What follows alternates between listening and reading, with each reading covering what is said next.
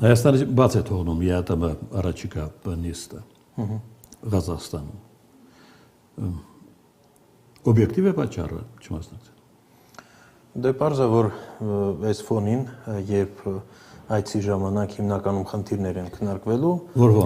ֆոնը հերակաբանավեճը, թե այո, հերակաբանավեճը ընտրությունների նախապատրաստում։ Չէ, տվյալ դեպքում չեմ կարծում, որ ընտրությունների նախապատրաստումն է գլխավոր խնդիրը, այլ ուղղակի ցանկություն չկա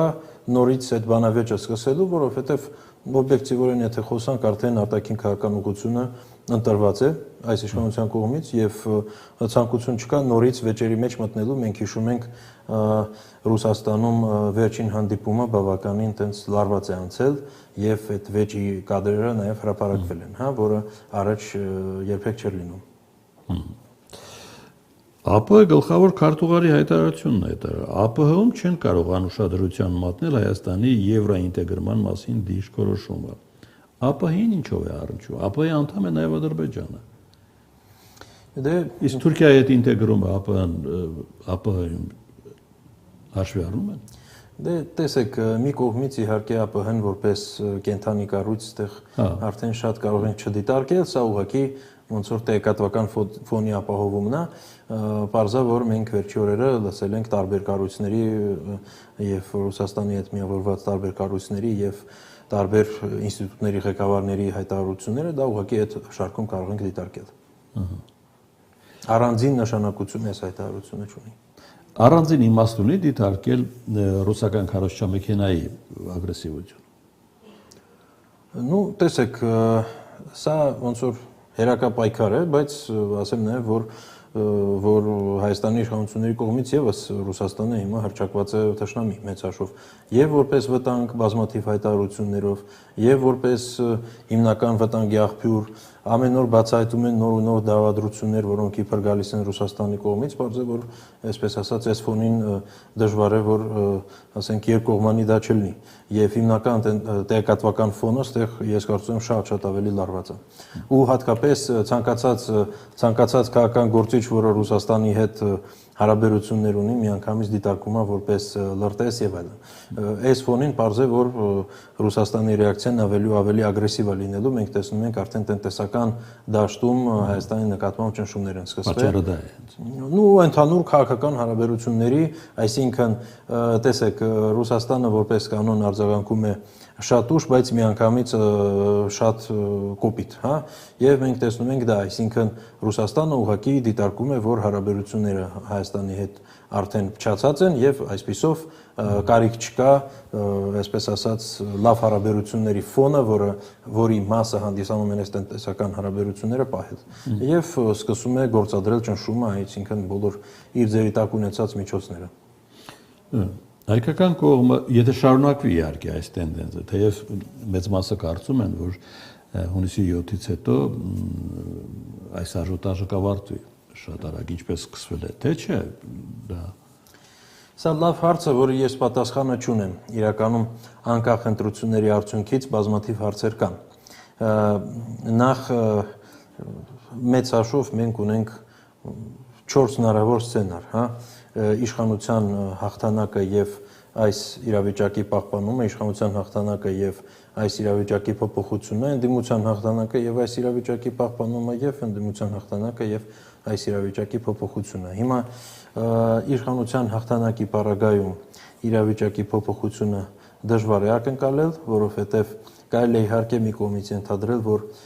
հույս ունեն Ռուսաստանում, որ կազդեն ընտրության արդյունքի վրա եւ այդ պարագայում արդեն կամ եթե նույնիսկ չազդեց կամ օրինակ ընտրությունը ընդհանրապես անցավ եւ այս իշխանությունը ոնց որ հաշվի առավ Ռուսաստանի դիրքորոշումը եւ դրանից հետո ավելի մեղմ սկսեց արտահայտվել, չգիտեմ կոնկրետ ինչ հաշվարկներ կան, բայց մոտավորապես այս տրամաբանության մեջ են դիտարկվում հարցերը Մոսկվայում, ապա այդ ժամանակ կարող են մեղմացնել։ Եվ որպես կանոն Ռուսաստանը այդպես էր վարվում, բայց հիմա մի տարբերություն կա, այսինքն եթե համարվում է, որ այլևս հարաբերությունները հիմնովին փոխվել են կամ վատթարացել են, ապա բարելավելու թեմա չի լինելու։ Ընդդիմության հաղթանակի տեսանկյունից իհարկե ուրիշ տարբերակներ կան, այդտեղ ավելի մեծ շանսեր կան, որ բարելավի, բայց կախված է ելի քաղաքականությունից, որը նոր իշխանությունը կամ այս իշխանությունը վարելու է ընտրություններից հետո, այսինքն ամեն դեպքում կախված է նաև Հայաստանի դիրքորոշումից շատ բան։ Բայց դեռ հստակ չի երևում Ռուսաստանը այնինչ անում է քարոզչական մակարդակով կոնկրետ ուժի աջակցելու նպատակով է անում, թե դեռ չի էլ որոշել ում վրա է խաղաքարտը։ Տեսեք, Ռուսաստանը ընդհանրապես քաղաքական վեճերում այդքան լավ հմտություններ չունի, ինչպես Արևմուտքը։ Մենք ունենք բազմաթիվ դեպքեր, երբ Ռուսաստանը փորձել է ինչ-որ կերպ անմիջական քաղաքական իրադարձությունների վրա ազդել եւ շատ սխալներով չկարողացավ իր նպատակին հասնել, ամենահայտնի դեպքը Չեռնոգորիայում է եղել 15 տարի առաջ կամ 10 տարի առաջ, երբ տապալվել է Ռուսաստանի փորձը անմիջական եւ ամեն ձևով ապացուցված։ Հիմա ինչ վերաբերում է Հայաստանի իրադարձություններին, ապա պարզ է, որ Ռուսաստանի համար կա ոչ նախընտրելի սցենար, դա ներկա իշխանության հաղթանակը, դա արդեն պարզ է, բայց ինչ այլընտրանք իմ կարծիքով որոշակի, այսպես ասած, հարցեր կարող են լինել Կրեմլում, թե ով է իրենց համար ձեռնտու։ Այստեղ արդեն ես կարծում եմ, որ Ռուսաստանը ուղղակի չի ուզում, որ այս իշխանությունը լինի։ Բայց չի էլ ասում ով է ուզում լինի։ Դե այստեղ եւս մի հարց կա, էլի, մեծ հաշվով ընդդիմության մեջ վերադասավորումներ քիչ հավանական է, քանի որ մինչև ընտրություն շատ քիչ ժամանակ մնաց։ Այնպես որ այստեղ իմ կարծիքով սա էական չի։ Ու ընդհանրապես ասեմ այդպես, ընդհանրապես Ռուսաստանի համար միշտ նախընտրել է իշխանության հետ աշխատել։ Դրա համար, չնայած որ այս ներկա իշխանության հետ Հայաստանի բազմաթիվ անհամաձայնություններ եղել են առաջի օրվանից սկսած, բայց մինչև հիմա ոնց որ հարաբերությունները քիչ թե շատ կառավարելի են եղել։ Հիմա արդեն դառնում են անկառավարելի, հաշվի առնելով, որ նույնիսկ այն հանգամանքը, որ իշխանության հետ հարաբերությունները նախընտրելի չեն եղել, նախընտրելի են եղել, բայց չստացվեց։ Հիմա փորձ է լինելու նոր իշխանության հետ հարաբերություններ ձևավորել։ Ստեղ եւս հարցեր կան, որովհետեւ օրինակ հիմնական ընդդիմադիր ուժեղ Հայաստանը հայտարարեց, որ բազմաթիվ ուղղություններով պլանավորում է շարունակել արտաքին քաղաքականությունը եւ ոչ միայն, եւ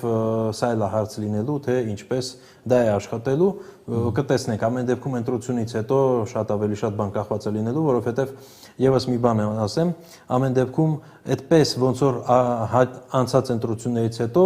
օրինակ, հա, իշխանությունը հեշտությամբ հաղթեց եւ անցավ ամեն ինչը, այդպես չի լինելու։ Նախ ներքաղաքական տեսանկյունից,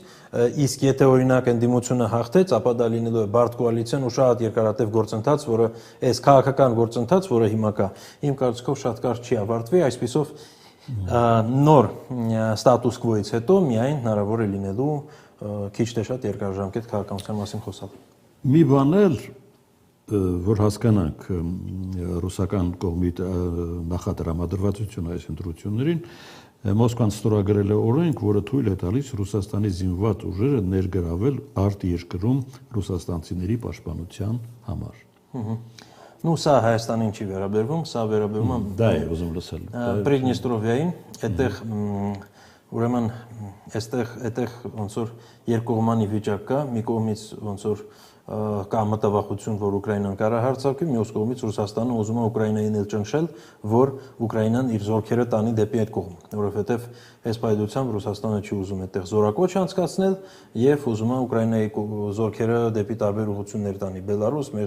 Մերձնեստրյան տարածք եւ այլն, եւ այսպիսով այդտեղի մասին այս ամեն ինչը Հայաստանին ընդհանրապես չի վերաբերվում։